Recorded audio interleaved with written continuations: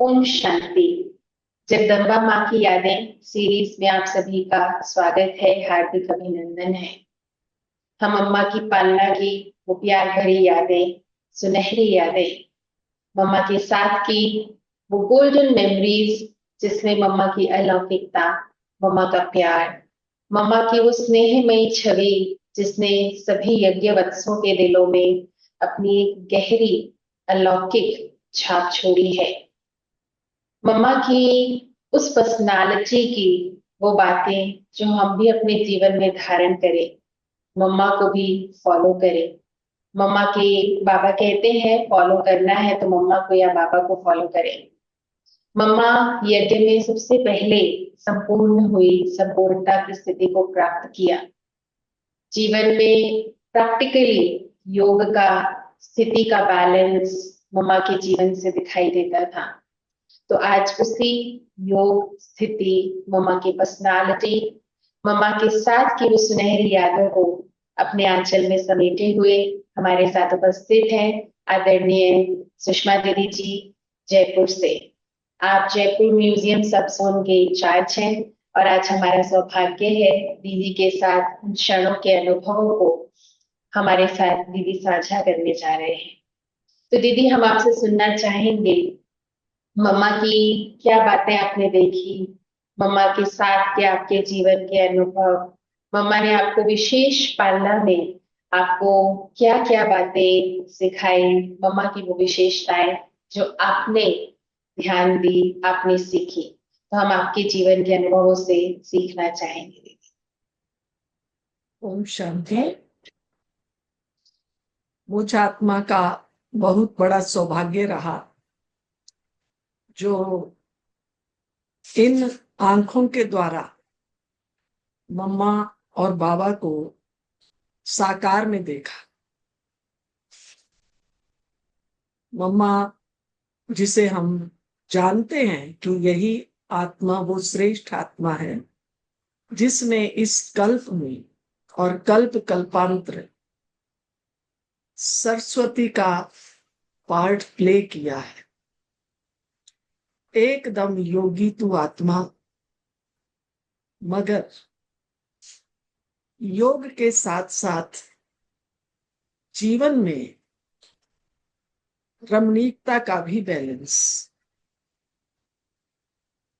हम लोग 1958 में हमारे लौकिक माँ बाप ज्ञान में आए। उस समय मेरी आयु लगभग 6 बरस की थी और अंबाला में हमें ज्ञान मिला।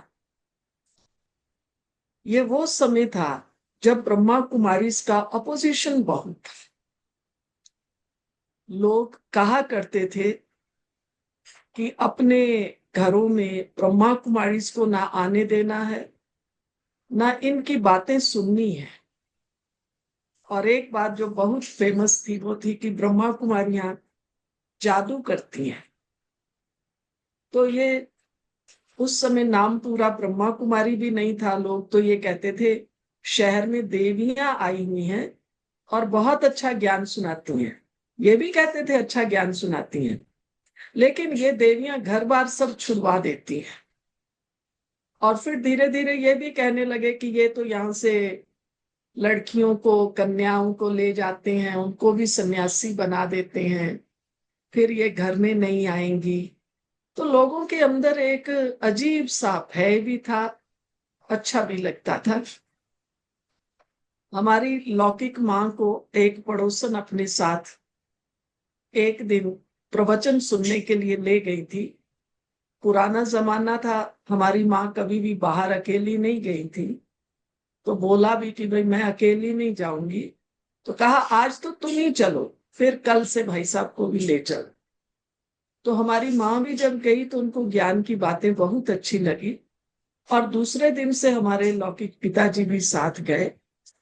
ये भी कहेंगे बाबा का विशेष आशीर्वाद कि लौकिक माँ और बाप दोनों ही ज्ञान को इतना जल्दी समझ गए और एकदम बाबा के बन गए। आपको सुन के हैरानी होगी कि विद इन 7 डेज, 7 दिनों के भीतर भीतर मैं छोटी थी, मुझे अभी भी याद है, हमारे घर में ग्रामोफोन आ गया, बड़ी दरी आ गई हॉल में बिछाने के लिए। और जैसे मधुबन में छोटे हॉल में 2 संदली बनी हुई है, हमारे घर में 2 संदली भी बन के आ गई, जो आज तक भी हमारे पास है। और जैसा सेंटर पर होता था, इसी तरीके से घर में रात्रि का योग, अमृत वेले का योग, ये सब लौकिक माँ बाप ने शुरू कर दिया। अब जैसे जैसे ज्ञान में आगे बढ़े तो हमारे मोहल्ले के लोग, आसपास के लोग विरोध करने लगे। और क्योंकि हमारे माँ बाप बहुत यंग थे, 25-26 बरस की हमारे फादर की आयु थी, 3-4 बरस उससे छोटी हमारी मदर थी, तो लोगों को वही लगा कि ये तो ब्रह्मा कुमारियों का जादू हो गया है और ये घर बार छोड़ देंगे। तो सब कहने लगे कि देखिए, आपके घर में ब्रह्मा कुमार कुमारियां नहीं आने चाहिए, बाकी आपके मिलने वाले मित्र दोस्त आते हैं तो बेशक आए। हमारे लौकिक पिताजी इनकम टैक्स ऑफिस में काम करते थे। ये वो जमाना था जब इनकम टैक्स वालों का बड़ा दबदबा भी होता था। तो हमारे फादर ने उनको बताया कि देखो, जो मेरे मित्र दोस्त हैं वो तो सब खाने पीने वाले हैं, और जो ब्रह्मा कुमार कुमारियां हैं ये सब तो एकदम सात्विक, भोजन भी सात्विक, जीवन में भी पवित्रता। तो वो लोग कहते थे नहीं, हमें हम बहु बेटियों वाले हैं, ये नहीं आने चाहिए। तो हमारे फादर ने कहा, सात्विक लोगों से आपको डर लगता है और दुनियावी लोगों से नहीं लगता है। लोगों का काफी विरोध हुआ इस बात पर, लेकिन हम ज्ञान में आए और उसके मैं समझती हूँ 5-6 महीने के बाद ही अंबाला में मम्मा आई। क्योंकि सारे यज्ञ में आवाज हो गया था कि अंबाला में बहुत भाई बहन निकले हैं। आपको सुनकर हैरानी होगी, जब इतना विरोध था, अंबाला में 25-30 के करीब युगल निकले, जो बाबा के एकदम पक्के बच्चे बन गए। और ये जो 25-30 युगल निकले, ये सब एक जैसी उम्र के ही थे। वही कोई 25 साल, 30 साल, 35 साल। कुछ एक ऐसे थे जो 40 और 50 के बीच में होंगे, वरना सब यंग। और ज्ञान का इतना नशा, माताओं बहनों को जाकर दूसरों को सुनाना, दूसरों की सेवा करना, यज्ञ सेवा करना। अब जब मम्मा 5-6 महीने के बाद अंबाला में आए, तो उनके आने, क्योंकि सेंटर तो उस समय बहुत छोटे होते थे, एक छोटा सा कमरा था और उसके पीछे एक छोटा सा किचन था जहां हमारी ध्यानी दादी रहती थी। उनके साथ एक राधे बहन थी, वो रहती थी, जो जिनको बाबा 6 सिस्टर्स भी कहते थे। और एक ये देहरादून वाले प्रेम दीदी, नई नई कुमारी निकली थी अमृतसर से, वो रहती थी। ये 3 लोग रहते थे सेंटर पर। और मम्मा का आना अंबाला में हुआ। अब जैसे ही मम्मा अंबाला में आई, कई लोगों ने विरोध भी किया कि हम इनकी मम्मा को नहीं आने देंगे, ये है वो है। हमारे फादर ने ही उस समय वो सब मकान वगैरह जो हम उस समय बहनों ने लिया था किराए पर, एक अच्छा जिसमें 2-4 कमरे हो, क्लास भी हो सके, तो वो सारा प्रबंध किया था और मम्मा वहां आकर रहे। अब ये जो यंग कपल्स निकले थे, इनकी विशेषता ये थी कि ये तो आते ही सब धारणाओं में पक्के हो गए और मम्मा का आना हुआ है। सब में इतना उमंग, उत्साह। और उस जमाने में कहा करते थे छोटे बच्चों को सेंटर पर नहीं लाना है, क्योंकि बच्चे तो थोड़ा हो हल्ला करेंगे ही। लेकिन फिर भी बीच बीच में आने की छुट्टी देते थे। तो मम्मा आई, जिस दिन मम्मा का वेलकम हुआ, वहां के भाई बहने कुछ थे जो गीत गाते थे, गीत बनाते थे, या तो हम बच्चे भी गए थे। मैंने जब पहली बार मम्मा को देखा, मम्मा सचमुच देखा जाए तो एक दिव्यता की मूर्त थी। अब मैं छोटी हूं सी, लेकिन मुझे अभी तक याद है मम्मा की वो छवि। चेहरा मम्मा का देखो, मम्मा का बैठना, मम्मा आलती पालती लगा के और हाथ यूं, राइट हैंड को यूं रखती थी कमर पर, ऐसे बैठना। और मम्मा की आंखें तो बड़ी बड़ी थी ही, दृष्टि देना सबको। उस छोटी सी आयु में भी मम्मा की पर्सनैलिटी ने मुझे बहुत बहुत प्रभावित किया। अभी मैं याद करती हूँ, ऐसा लगता था जैसे मम्मा का पूरा जो फिजिकल अपीयरेंस थी, कहीं भगवान ने फुर्सत में बैठकर उस मूर्ति को गढ़ा। मम्मा के नैन नक्श, मम्मा के बाल बहुत भारी और ऐसे लंबे लंबे बाल। तो मम्मा की पर्सनैलिटी गजब की पर्सनैलिटी थी। और मम्मा जब ज्ञान की बात सुनाती थी, एकदम साकार में बाबा भी कहते थे, मम्मा शेरनी शक्ति है, शेरनी की तरह मम्मा की गर्जना है। तो खूब बुलंदी से मम्मा ज्ञान सुनाती थी, ऐसे धीरे धीरे नहीं, बुलंदी से मम्मा ज्ञान सुनाती थी। और मम्मा की क्लासेस की विशेषता उस जमाने में भी एक मेरे दिल दिमाग में इम्प्रिंट हो गया, जो आज तक भी है। हम लोग जब ज्ञान सुनाते हैं तो बहुत सी पॉइंट्स इधर की उधर की उधर की सुनाते हैं, कहानियां सुनाते हैं। मम्मा जो टॉपिक लेती थी, जिसमें मेरे को 2 टॉपिक भी याद है और उसके पॉइंट्स भी याद है। तो एक मम्मा सर्वव्यापी भगवान नहीं है, इस पर बहुत प्यारा समझाती थी। मम्मा कहती थी, देखो, अगर परमात्मा सर्वव्यापी हो तो हम इतने दुखी और अशांत क्यों?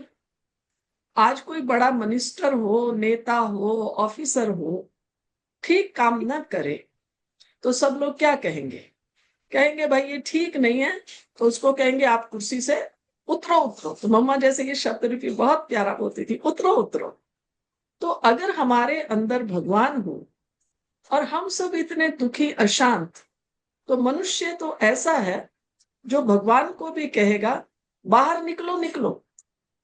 तो मम्मा ये सर्वव्यापी पर जो बात समझाई मम्मा ने, आज तक मेरे को फिट है। और मुझे इतनी अच्छी मम्मा ने रीजनिंग दी, जो सचमुच मन को छू जाती है। ऐसे ही मम्मा कर्मों पर बहुत समझाती थी। हमारे कर्म श्रेष्ठ होने चाहिए, हमारे कर्म सुखदायी होने चाहिए। ये सारी सृष्टि खेल ही कर्मों का है। तो मम्मा कर्मों के ऊपर भी बहुत समझाती थी। हमारा बोल, हमारा देखना, हमारा सुनना, हमारा चलना। क्योंकि मम्मा जब चलती थी, मैं आपको बताऊं, वहां अंबाला में जो वो 25-30 युगल निकले थे, उनमें 3-4 युगल थे जो ट्रिब्यून ऑफिस में, पहले ये जो ट्रिब्यून पेपर पंजाब में निकलता है, ये अंबाला से निकला करता था, बाद में चंडीगढ़ शिफ्ट हुआ। तो उस ट्रिब्यून कॉलोनी में भी 3-4 ऑफिसर्स थे जो बाबा के बन गए। तो वहां ही एक कोई हॉल था बड़ा, जिसमें मम्मा गई थी और मम्मा का प्रोग्राम था।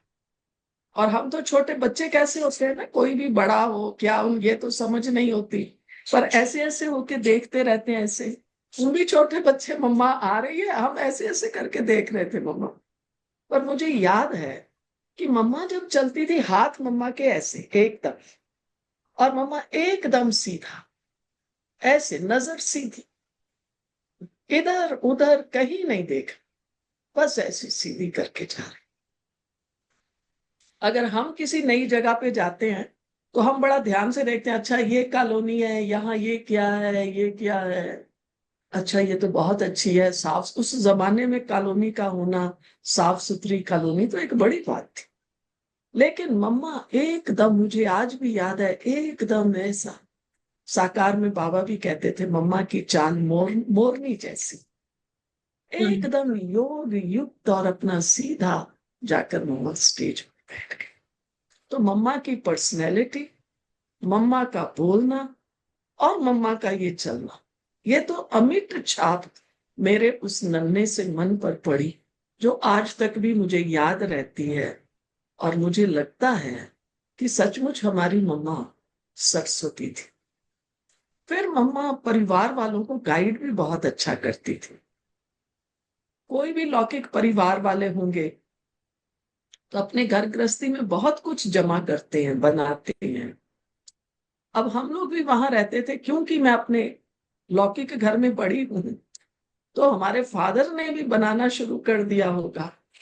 एक वो आगे बर्तनों वाली बाल्टी आया करती थी, उसमें शायद 4 या 6 का सेट होता था। बर्तन सारे बनाने वाले, खाने वाले होते थे। तो हमारे क्योंकि लौकिक माँ बाप आए, तो बहुत जल्दी बाबा में निश्चय हो गया और सरेंडर बुद्धि अंत तक रहे। तो हमारे लौकिक पिताजी ने मम्मा को सारा बताया, हमारे घर में कैसे चलता है, क्या है। फिर बताया कि मैंने ऐसे बर्तनों की बाल्टी ली हुई है, ताकि बच्ची की आगे शादी हो, कुछ हो। आप देखिए उस जमाने में मम्मा कितनी दूरंदेशी थी। मम्मा ने कहा, बच्चे, एक तो समय अनुसार फैशन बदलता रहता है, और उस जमाने में पता नहीं कौन सा फैशन होगा, कौन सा नहीं होगा। ये रखने का कोई फायदा नहीं, इसको निकाल दो। आपको यूज करनी है तो यूज कर लो, लेकिन इसको इसलिए कि फ्यूचर के लिए रखना है तो वो नहीं। क्योंकि अब हमारे घर में हर काम मम्मा पापा से पूछ कर होता था। तो जैसे ही मम्मा ने कहा, हमारे लौकिक पिताजी ने उस बाल्टी को भी, जो चाहिए था, कुछ बर्तन निकाले भी, बाकी सब दोबारा से सेल कर दिया। तो मैं कभी कभी सोचती हूँ, मम्मा कितनी दूरंदेशी थी, कितना अच्छा मम्मा गाइड करती थी, कितना अच्छा घर गृहस्थी की बातों में भी मम्मा समझाती थी। इस तरह से मम्मा प्रैक्टिकल में ज्ञान को समझाना भी, लेकिन प्रैक्टिकल में भाई बहनों को गाइड करना। फिर मम्मा जब अंबाला में आई थी, तो 15-20 दिन पहली बार रही थी। एक दिन माताओं की पिकनिक मम्मा के साथ थी। तो जब पिकनिक का माहौल होता है, तो थोड़ा हंसी मजाक भी होता है। और उस समय हम लोग मम्मा बाबा की गोद में, जैसे बच्चा गोद में आ जाता है ना, ऐसे गोद में जाते थे। तो माताएं जब मम्मा से मिलने लगी, शायद 2 या 3 माताएं मिली पहले। उस जमाने में पता नहीं वो क्या खिलौना था, मुझे याद है अभी भी, ऐसे छोटा सा था, और उसको यूं यूं करो तो उसमें ऐसी आवाज आती थी जैसे कोई बच्चा रो रहा। तो पहले जो 2-3 माताएं गई, तो वो और पीछे से हाथ से ऐसे किया। तो पहले तो मम्मा ऐसे चौंकती नहीं थी और कोई रिएक्शन नहीं दिया, लेकिन मम्मा ने ध्यान से सुना। फिर मैं समझती हूँ तीसरे या चौथे नंबर पर हमारी लौकिक माँ मम्मा की गोद में गई, उनके पास भी वही खिलौना था। मम्मा जैसे ही उसने ऐसे किया जैसे बच्चा वहां वहां करता है, तो मम्मा बोली, हमारी लौकिक माँ का नाम शक्ति था, ये भी बाबा का दिया हुआ नाम था। तो मम्मा ने कहा, शक्ति, मम्मा समझ गई है ये क्या है। तो आप देखिए मम्मा में जो धैर्यता थी, एकदम से हम लोग तो हम कहते अरे भाई ये क्या हो गया ना, मम्मा ऐसे नहीं थी। मम्मा बहुत ध्यान से उस बात को समझने का प्रयास करती थी। तो उस समय जो भी बाबा के बच्चे बने, और मम्मा 5-6 महीने में अंबाला में आ भी गई, सारे बाबा के बच्चे पक्के हो गए। हम लोग जिस मोहल्ले में रहते थे, वहां से 3 परिवार निकले थे। एक हमारा, 2 और परिवार थे, और तीनों परिवारों से एक एक कुमारी को यज्ञ में आज भी समर्पित है। हमारे परिवार में मैं थी, और एक अंबाला में ही आशा बहन रहती हैं, अंबाला का सेंटर ही संभालती हैं। तो आशा बहन समर्पित हुई अपने परिवार में से। और एक परिवार था, सुषमा बहन है उसका भी नाम, जापनगर में रहती हैं। ये 4 भाई और एक बहन थी। तो इनके परिवार में भी सबके सब ज्ञान में चले, अभी भी चारों भाई ज्ञान में, और सुषमा बहन समर्पित हुई। तो मम्मा बाबा का, दादियों का विशेष हम लोगों पे नजर भी रही, गाइडेंस भी रही। इस तरीके से हम बाबा के बने, और मम्मा का बहुत प्रभाव पड़ा। इसके बाद तो, ये तो बात हो गई समझो 58-59 की। बहुत बाद मम्मा पंजाब में आई, क्योंकि हमारे फादर का ट्रांसफर तो उस जमाने में 3-4 साल में इनका ट्रांसफर हो जाता था, एक शहर से दूसरे शहर में। आजकल तो एक एक शहर में कई कई ऑफिसेज हैं इनके, इनकम टैक्स वालों के। तो हमारा अंबाला से ट्रांसफर करनाल में हो गया। करनाल में मनोहर दादी जी रहते थे और मम्मा फिर करनाल में आई। तो जब मम्मा करनाल में आई तो फिर हमें मम्मा से मिलने का, वहां भी मम्मा उस समय 8 एक दिन रही। और पब्लिक भाषण मम्मा के बहुत, बताया ना, मम्मा की गर्जना एकदम जोरदार। वहां पर ही जो मम्मा का वो कर्मों का ज्ञान का है, उसने मुझे बहुत प्रभावित किया।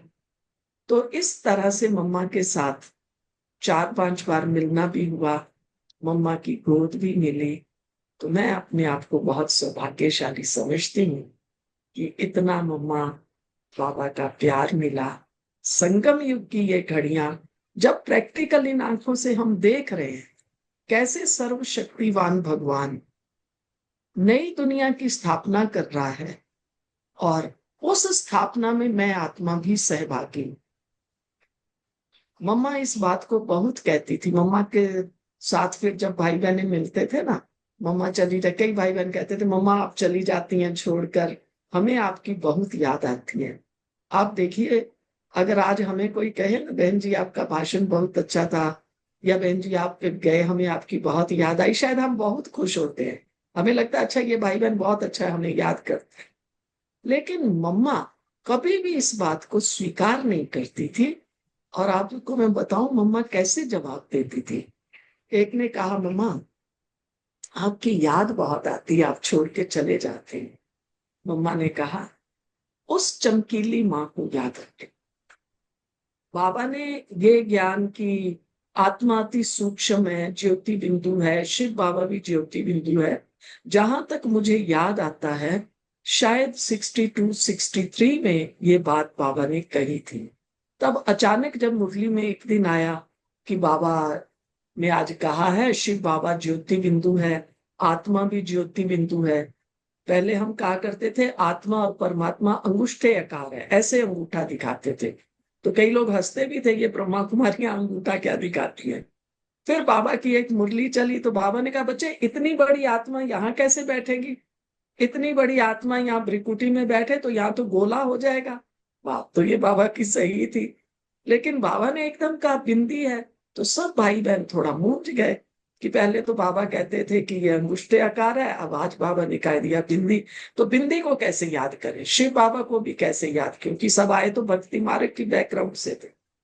तो मम्मा को कहा कि मम्मा हमें आपकी याद बहुत आती है। आप देखिए इस मुरली से पहले की ही ये बात है, जब मम्मा ने ये कहा बच्चे उस ज्योति को याद करो, उस बिंदु माँ को याद करो, वो तुम्हारी जो है ना असली। तो मम्मा कभी जल्दी से अपनी महिमा को स्वीकार नहीं करती थी। हम लोग तो खुश हो जाते हैं, हमें कोई कहेगा आज बहन जी भाषण अच्छा था और क्लास अच्छा था।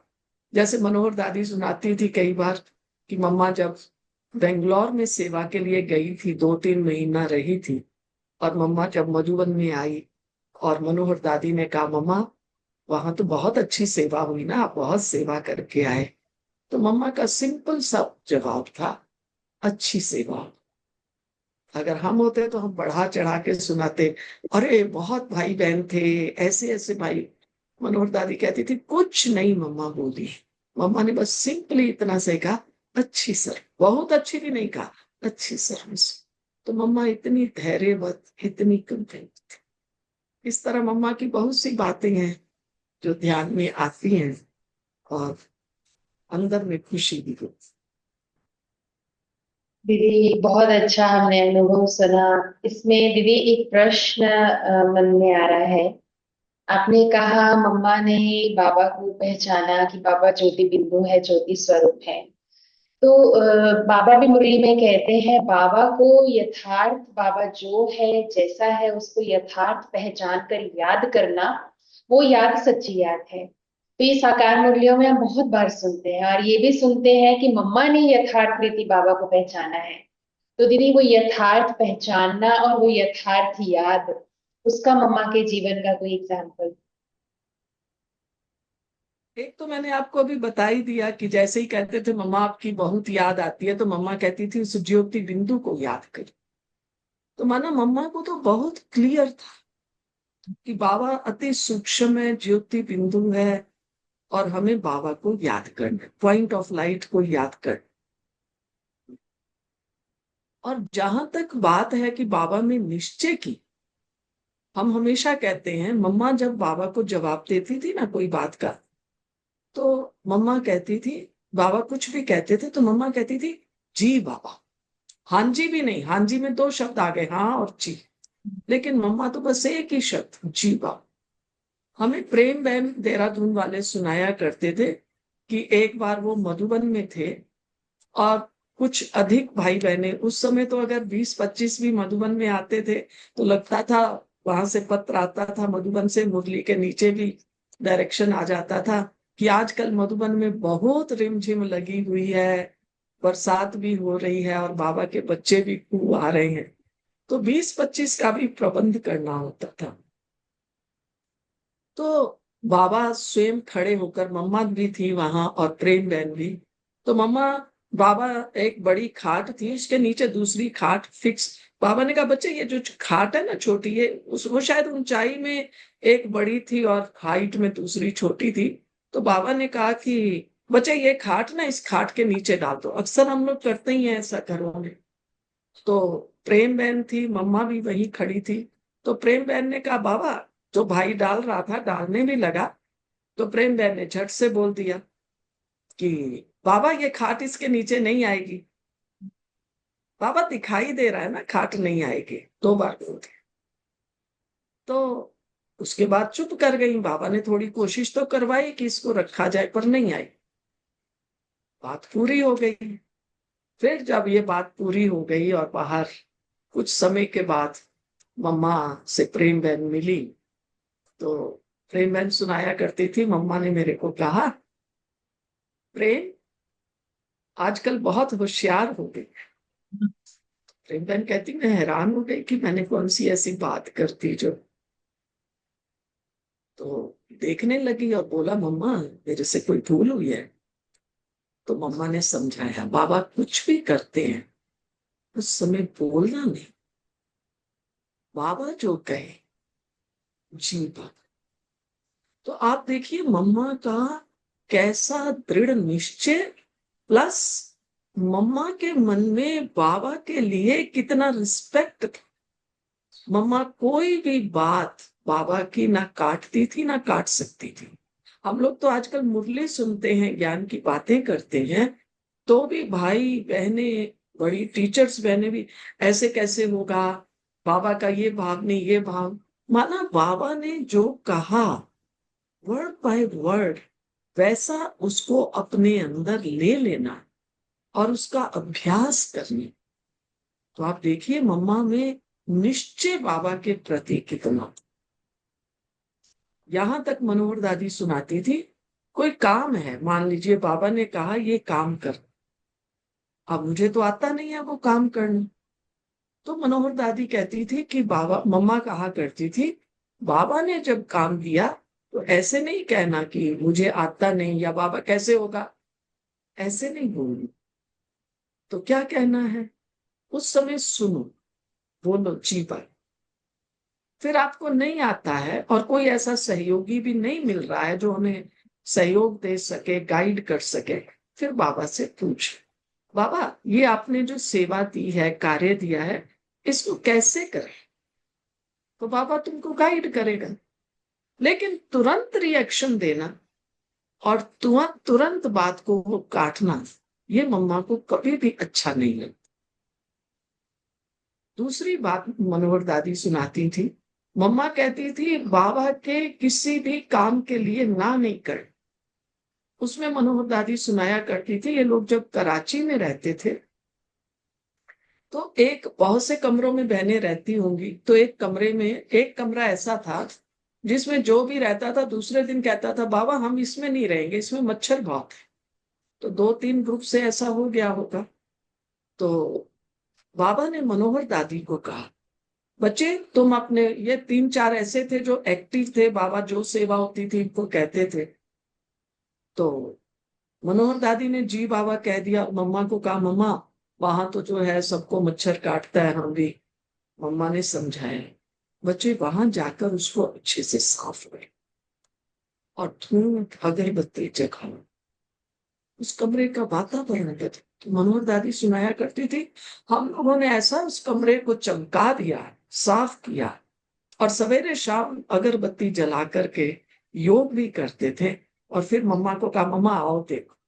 तो मनोहर दादी का ग्रुप था जिसने बाबा की इस बात को पूरा किया। और ये नहीं कहा वहां मच्छर है, फिर तो बल्कि रोज ही मम्मा वहां जाती थी और बाबा भी बीच बीच में जाते थे। फिर सब कहने लगे, बाबा आप उनके कमरे में जाते हैं, हमारे कमरे में भी आइए, हमारे कमरे में भी आइए। तो मनोहर दादी सुनाया करती थी, मम्मा हमें ऐसे गाइड करती थी कि कोई भी बात है उसको कौन बढ़ाएगा, आगे कैसे हम उसको अच्छे से करें। तो ऐसे मम्मा बहनों को भी बहुत अच्छा गाइड करती थी, जिससे बाबा का कार्य भी हो, बाबा की रिस्पेक्ट भी रहे, और अपने में भी कार्य की क्षमता बढ़े। तो मम्मा सबके कार्य की क्षमता को भी बढ़ाती थी। दीदी आपने कहा कार्य की क्षमता को बढ़ाते थे मम्मा, और मम्मा सारी चीजें करके दिखाते थे, करके सिखाते थे। तो दीदी जब मम्मा के ऊपर इतनी सारी जिम्मेवारियां थी, एज तो छोटी थी, तो आपने कहा मम्मा का कर्मों की गुह्य गति पर भी बहुत अटेंशन रहता था कि कोई भी कर्म ऐसा ना हो जो हम किसी को दुख देने के निमित्त बन जाए। पर जब मैनेजमेंट की फील्ड में हम प्रैक्टिकली आते हैं, तो कई सारी ऐसी चीजें होती हैं, बातें होती हैं, किसी को कहनी पड़ती हैं। अच्छा, कई को बार बार कहा जा रहा है, उसके बाद भी वो नहीं करते हैं। तो मम्मा उसको फिर कैसे डील करती थी? क्या फिर उसको छोड़ देते थे कि नहीं किसी और से करा लेते हैं, या मम्मा उसको कैसे मोटिवेट करते थे? आपने ये बात की, मेरे को एक बात याद आती है। जब ये लोग आबू में आए, तो पहले तो यज्ञ हमारा छोटा ही था, बहनें खुद ही खाना वगैरह सब बनाती थी। गुलजार दादी सुनाती थी कई बार कि एक बार किसी बहन के साथ कोई बात हो गई। अब उसकी ड्यूटी अलग थी और उसकी जो सहेली सखी थी उसकी ड्यूटी किचन में थी। अब जैसे मान लो मेरे साथ कोई बात हो जाए और मेरी आपके साथ फ्रेंडशिप हो, तो मैं सोचूंगी ना कि मैं जाके इसको सुनाती हूँ, देख फलाने ने ऐसा ऐसा कर दिया। तो वो जो बहन दूसरी जगह थी, वो बार बार किचन में चक्कर काट रही थी और उसको इशारे से बुला भी रही थी अपनी सखी को। उसने कहा, नहीं मैं अभी नहीं आ सकती क्योंकि मेरा अभी किचन में सेवा है। तो 2-3 बार गई होगी, तो मम्मा ने भी देखा होगा, या कैसे मालूम पड़ा मुझे मालूम नहीं है। लेकिन फिर मम्मा ने उसको बुलाया, उसने कहा आ, क्या बात है? तो उसने सुनाया, मम्मा ये बात ऐसे ऐसे है, मैं उसके साथ शेयरिंग कर रही थी। तो मम्मा ने बहुत प्यार से समझाया, ये नहीं कहा तुम अपनी ड्यूटी छोड़ के आ गई, उसको भी बुला रही हो, तुम हमेशा ऐसे करती हो, ये नहीं कहा। तो मम्मा ने ये कहा कि अच्छा, उसने ये बात की है, लेकिन तुम्हारी सेवा क्या है? तुम अगर अपना ध्यान अपनी सेवा में दोगी तो आपकी शक्ति बढ़ेगी। अगर वही वही चिंतन करोगी तो आपकी शक्ति कम हो जाएगी। इसलिए उस समय तो मम्मा ने उसकी बात सुन भी ली फिर तो, क्योंकि मम्मा खुद ही थी, और उसको बहुत अंदर में उमंग भर के मम्मा ने कार्य करने के लिए भेज दिया। तो मम्मा इस तरीके से प्रैक्टिकल में डील करती थी। ऐसे नहीं कि तुम्हारा तो स्वभाव ही ऐसा है, तुम्हारा तो सबसे ही झगड़ा होता रहता है, हम लोग ऐसे क्रिटिसाइज करते हैं। मम्मा कभी भी क्रिटिसाइज नहीं करते थे। जो हम लोग दूसरों को कहते हैं ऑलवेज एप्रिशिएट, मम्मा हमेशा एप्रिसिएशन से दूसरों को आगे बढ़ाती थी। तो जे मम्मा जैसे थी ना, उनमें व्यर्थ चिंतन तो था ही नहीं। हमारे मन में फिर भी कभी आ जाएगा, मान लो मैंने आपको देखा, मैं जानती हूँ आपका ये पर्टिकुलर स्वभाव ऐसा है, पर मुझे अब करना भी आपके साथ है, तो थोड़ा सा मन भी छोटा करके, मुंह भी थोड़ा सीरियस सा बना के फिर कहेंगे, अरे भाई आ जाओ ना, ये आके मदद करो, तो वाइब्रेशन तो काम करेगा। लेकिन मम्मा कैसी भी आत्मा, कैसा भी भाई या बहन, उसको प्यार से समझाती थी, ऐसे नहीं, इसको ऐसे कर, अपन इसको ऐसे करें ना तो अच्छा हो जाए। ये मम्मा की विशेषता थी। मम्मा ने सदा सबको सहयोगी बनाया। मम्मा ने कभी भी किसी को क्रिटिसाइज नहीं किया। मम्मा का जो चिंतन था, भावना जो थी, चिंतन तो पहला है, नेक्स्ट स्टेप है भावना। जो मम्मा की भावना थी वो सबके लिए इतनी श्रेष्ठ थी। ये सब बाबा के बच्चे हैं, बाबा के बच्चे हैं, बाबा के बच्चे हैं। ये श्रेष्ठ भावना मम्मा के अंदर बहुत था। तो इसलिए मम्मा ना खुद दुखी होती थी, ना दूसरे दुखी होते थे, ना खुद काम करने से बचती थी, ना दूसरों को ऐसा लगता था, बल्कि खुश होते थे मम्मा आई। क्योंकि पहले तो मम्मा ही यज्ञ को संभालती थी, और मम्मा जब अव्यक्त हो गई तो बाबा को फिर सारा संभालना पड़ा। तो सब लोग मम्मा के करीब थे। यहाँ तक जो फिर भाई बहने भी उस जमाने में निकले थे, वो सब भी मम्मा के करीब थे। कई भाई बहने तो उस समय फिर थोड़ा हट भी गए कि मम्मा चली गई, अब क्या होगा, कैसे होगा। लेकिन बाबा ने फिर सबको अच्छी तरह से संभाला, ये तो हमें भी याद है। और फिर सबको लगता था कि अब बाबा के ऊपर वर्कलोड ज्यादा है, यज्ञ भी और हर आत्मा का सब कुछ। तो मम्मा सबको प्यार से बांध के रखती। जी दीदी, बहुत बहुत धन्यवाद दीदी। आपसे इतने सुंदर अनुभव सुने हमने, बहुत सारी प्रेरणाएं मिली, बहुत सारी प्रैक्टिकल जीवन में ईश्वरीय मर्यादाओं को लेते हुए, मम्मा की पर्सनालिटी को देखते हुए हम कैसे ईश्वरीय जीवन को बहुत मर्यादा संपन्न, और बाबा जो कहते हैं मर्यादा पुरुषोत्तम बनना है, उस लक्ष्य की ओर लेकर के चले। तो आपका पुनः पुनः बहुत बहुत शुक्रिया दीदी। आप सभी दर्शकों का भी बहुत शुक्रिया आज की इस एपिसोड में जुड़ने के लिए। आपके साथ हम पुनः कल फिर मुलाकात करेंगे, और एक नए अनुभव के साथ आपके साथ मिलने आएंगे। तब तक के लिए ओम शांति। सबको बहुत बहुत धन्यवाद, नमस्कार। अंत में बस एक ही बात कहना चाहूंगी, मम्मा की तरह निश्चय बुद्धि बने। क्यों क्या नहीं, अभी अंतिम समय आएगा नहीं, आ चुका है। बाबा के बन के रहें, आगे बढ़ते रहें, उड़ते रहें। Thank you. थैंक यू दीदी। ओम शांति।